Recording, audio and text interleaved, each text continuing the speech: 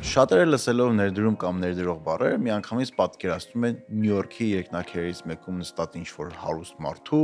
կոստյումով, ով անհանգիստ հետևում է բորսային։ Դեռ մի քանի տարի առաջ քչերը կարող էին պատկերացնել, որ այսօր մեզանից յուրաքանչյուրը կարող է դառնալ ներդրող միայն հեռախոսի օգնությամբ, մի քայլով, չվճարելով ածխաբաշխական գումարներ։ Տասնամյակներ շարունակ ներդրումները թվում էին անհասանելի շատերին, նաև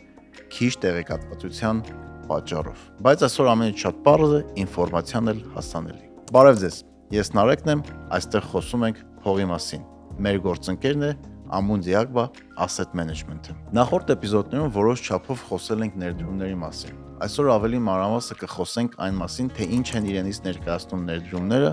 ու ամենակարևորը կխոսենք հիմնական ներդրումների տեսակների մասին։ Բայց մինչև ներդրումների մասին մտածելը շատ կարևոր է ունենալ ֆինանսական անվտանգության բարձիկ, որով կունենաք մոտ 3-ից 6 ամսվա կենսական ծախսերը ապահովող գումար։ Մեր երկրորդ էպիզոդում մանրամասն խոսել ենք սրա մասին։ Ինչու է կարևոր նախ ունենալ անվտանգության բարձիկ, որովհետև ներդրումները երկարաժամկետ գործընթաց են։ Եթե չունենաք անվտանգության բարձիկ, ապա առաջին իսկ անսպասելի իրավիճակում դուք ստիպված կլինեք վաճառել ձեր ներդրումները ոչ հարմար պահի։ Մինչև առաջին ներդրում կատարելը նաև շատ կարևոր է հասկանալ ռիսկերի մասին, քանի որ ներդրումները նախ եւ առաջ ռիսկերի կառավարման մասին են։ Նրանք իրենց մեջ պարունակում են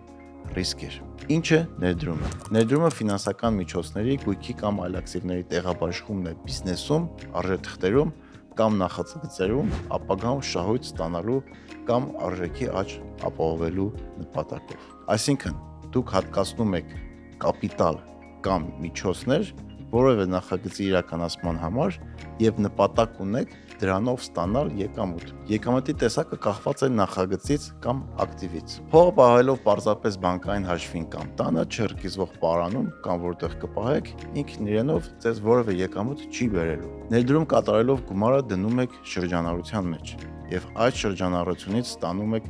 ձեր եկամուտը։ Սա լավ հասկանալու համար եկեք նայենք պատմությունը, թե ինչպես են ստեղծվել առաջին ներդրումները։ 1600-ականներին հոլանդացիները ցանկանում էին նավեր ուղարկել Ասիա համեմունքների առևտրով զբաղվելու համար։ Դա անհավանական շահութաբեր բիզնես էր, բայց նաև չափազանց վտանգավոր էր եւ ռիսկային։ Մեկ վաճառականը չէր կարող իրեն թույլ տալ ամբողջական նավ կառուցել, իսկ եթե այդ նավը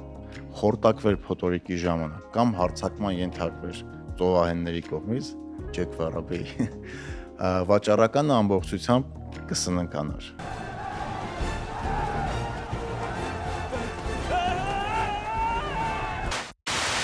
Այսպիսով նրանք հեղափոխական մի բան մտածեցին։ Նրանք թույլ տվեցին սովորական քաղաքացիներին գնել այդ ճամփորդության փոքրիկ մասնաբաժիններ կամ բաժնետոմսեր։ Եթե դուք գնում եք բաժնետոմս եւ նավը վերադառնում էր համեմունքներով լի, դուք ստանում եք շահույթի ձեր տոկոսը։ Իսկ եթե նավը խորտակվում էր, դուք կորցնում եք ձեր ներդրված գումարը, այլ ոչ թե ողջ ունեցվածքը։ Այս հանճարեղ գաղափարը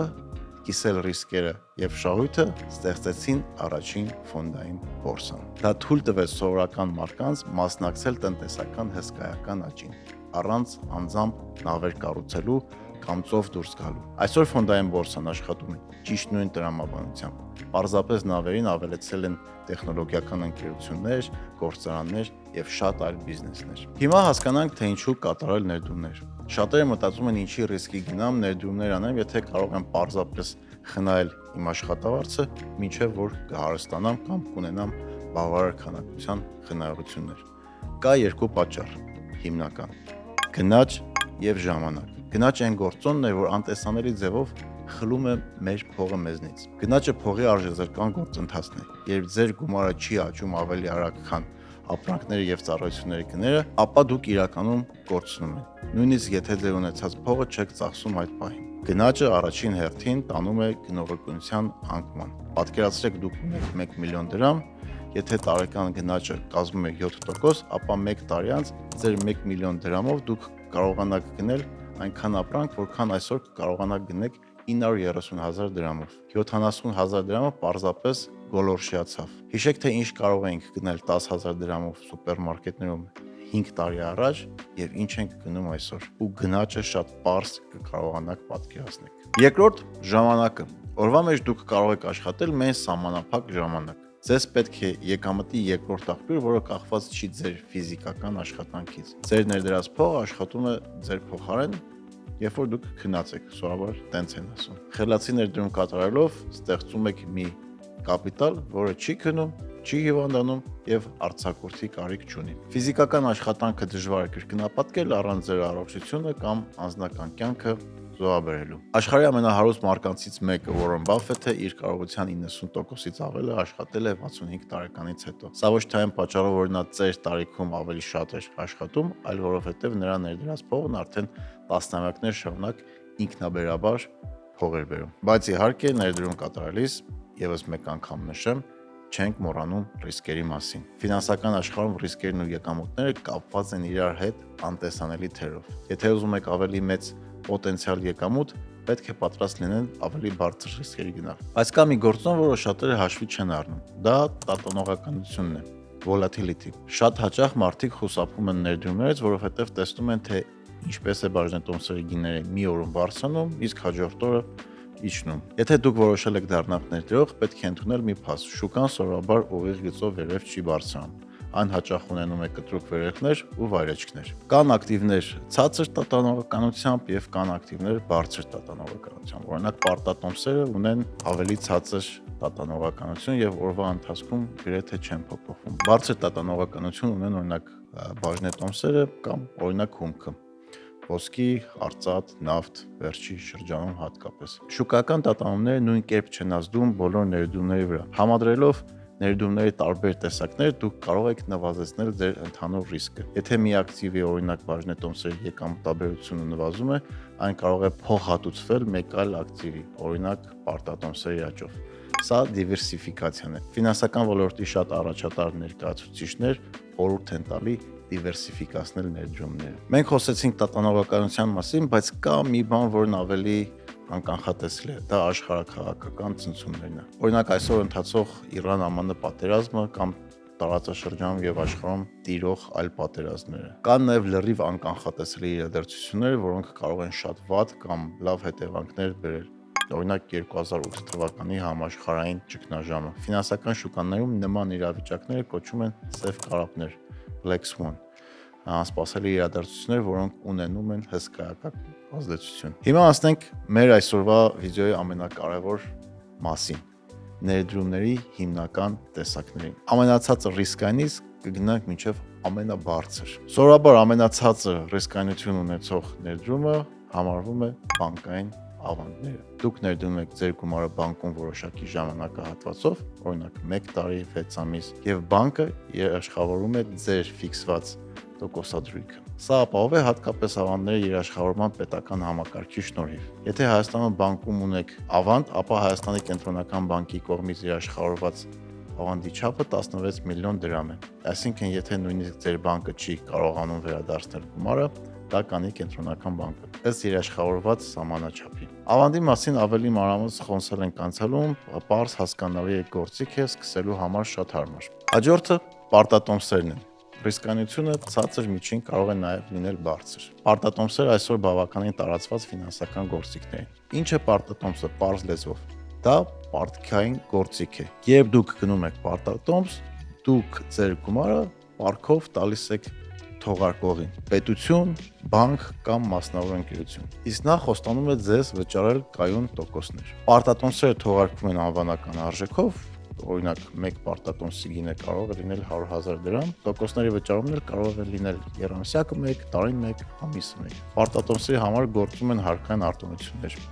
0% եկամտային հարկ։ Սա ներդրողների ամենասիրելի կետն է։ Հարկ չեն վճարում եկամուտի համար։ Ինչու է սա կարևոր, երբ դուք ավանդ եք դնում բանկում, ձեր ստացված տոկոսադրույքից պետությունը պահում է 10% հարկ, իսկ պարտատոմսերի դեպքում ձեր ստացված տոկոսն ամբողջությամբ մնում է ձեզ։ Սա ավտոմատ կերպով ապահովում է ավելի բարձր զուտ եկամտաբերություն։ Երրորդ գործիքի մասին, որը ուզում եմ խոսեմ, դա ETF-ներն են։ ETF-ները սովորաբար համարվում են լավ գործիքներ սովորական ներդրողների համար։ Նախ ինչ է ETF-ը։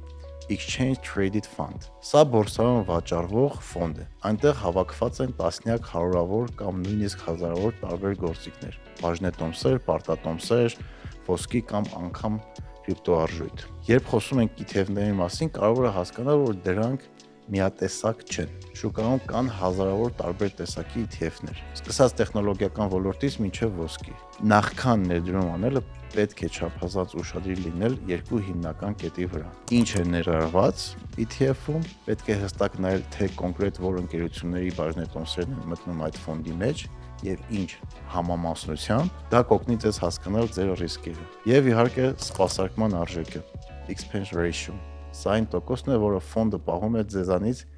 իրեն կառավարելու համար։ Նույնիսկ 0.5% տարբերությունը երկարաժամկետ հատվածում կարող է հազարավոր դոլարների ազդեցություն ունենալ ձեր շահույթների վրա։ Հենց որ անպայման նայեք այդ տոկոսին։ Շատ սկսնակներ իրենց առաջին քայլերը ներդրումային աշխարհում սկսում են հենց S&P 500 ինդեքսին հետևող ETF-ներից։ S&P 500-ը ամերիկյան 500 խոշորագույն ընկերությունների հավաքական ցուցանիշն է, որտեղ մտնում են այնպիսի ընկերություններ, ինչպիսիք են Apple-ը, Amazon-ը, Microsoft-ը, Tesla-ն, Nvidia-ն եւ շատ ուրիշներ։ Բայց քանի որ դուք չեք կարող ուղղակիորեն գնել ինդեքսը, դուք գնում եք S&P 500-ի ETF-ը։ Գնելով S&P 500-ի ETF-ի ընդհանրապես մեկ բաժնետոմս, դուք անկնդհատորեն դառնում եք ամերիկյան տնտեսության շարժից հանդիսացող բոլոր 500 ընկերությունների մասնակից։ I'm really rich. ETF-ը լավ լուծում է նրանց համար, ովքեր ուզում են ներդնել շուկաներում, բայց չունեն ժամանակ կամ ցանկություն ամեն օր ուսումնասիրել հարյուրավոր առանձին ընկերություններ ու չեն ցանկանում գնալ մեծ ռիսկերի։ Չնայած ETF-ը իր մեջ նույնպես պարունակում է շատ ռիսկեր։ Հաջորդը անշարժ գույք։ Ռիսկերը կարող են լինել միջինից բարձր, կախված շուկայից եւ ժամանակահատվածից։ Անշարժ գույքի դեպքում եկամուտ ենք ստանում երկու ճանապարհով՝ վարձակալությունից եկած ամսական վճարումներ եւ տարիների ընթացքում գույքի արժեքի բարձրացումից։ Բայց այն պահանջում է մեծ սկզբնական կապիտալ եւ չեք կարող վճարել տունը մի քանի րոպեների ընթացքում, ինչպես կարող եք վճարել բաժնետոմսերը կամ ETF-ները։ Շատ կարեւոր է հաշվի առնել լիկվիդայնության գործոնը։ Դա այն արագությունն է, որով կարող եք դուք ձեր ակտիվը վերածել կանխիկ գումարի, առանց դրա արժեքը կորցնելու։ Անշարժ գույքը ցածր լիկվիդայնությամբ ակտիվ է, ի տարբերություն բաժնետոմսերի կամ ETF-ների, որոնք կարելի է վճարել րոպեների ընթացքում։ Տունը կամ բնակարանը վճարելը կարող է տևել ամիսներ կամ նույնիսկ տարիներ։ Եթե ձեր շտապ գումար անհրաժեշտ լինի, դուք ստիպված կլինեք կամ սպասել կամ զգալի իջեցնել գինը արագ վճարելու համար։ Հայաստանում անշարժ գույքը երկար ժամանակ եղել է ներդրումների թիվ 1 ընտրությունը, եւ դա ունի երկու տրամաբանական պատճառ իմ կարծիքով։ Ի տարբերություն ֆոնդային բորսաների կամ բարդ ֆինանսական գործիքների, անշարժ գույքը շոշափելի է եւ շատ հասկանալի։ Մարդկանց համար հոգեբանորեն ավելի հեշտ է հասկանալ տան եւ հողի արժեքը, քան ինչ-որ թղթի,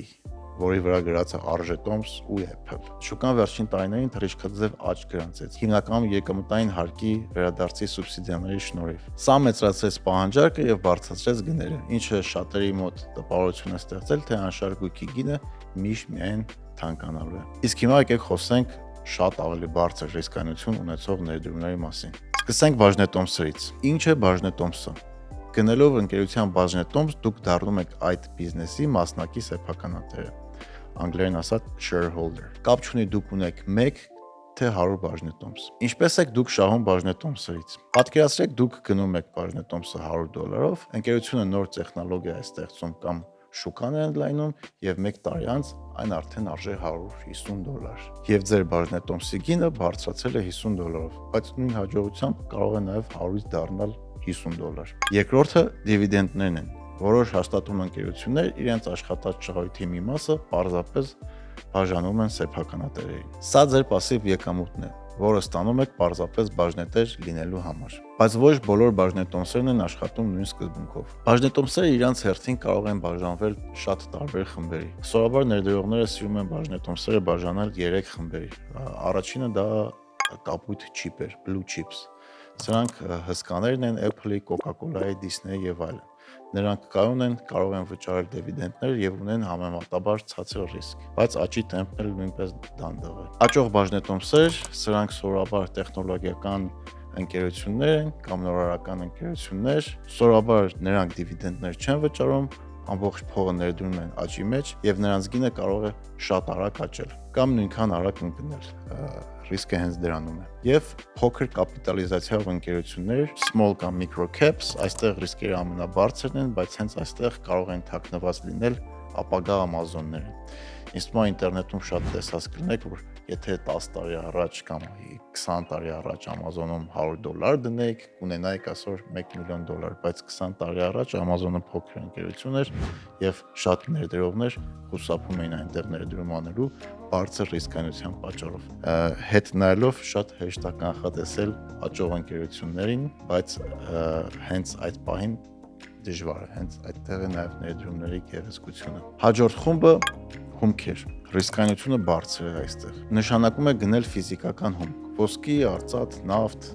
պղինձ, շատ տարբեր այլ նյութեր։ Այստեղ կա մի նրբություն։ Դուք գումար եք աշխատում միայն այն հույսով, որ դրանք ապագայում կթանկանան, կկարողանան վաճառել ավելի բարձր գնով։ Սրանք շատ ռիսկային եւ արագ փոփոխվող շուկաներ են։ Նայեք նավթի, արծաթի կամ նաև ոսկու գների տատանումներին վերջի ամիսներին։ Հաջորդ ամենառիսկային խմբերից մեկն է դեղացանցալների շուկան է, derivatives, օպցիոններ եւ futuresներ։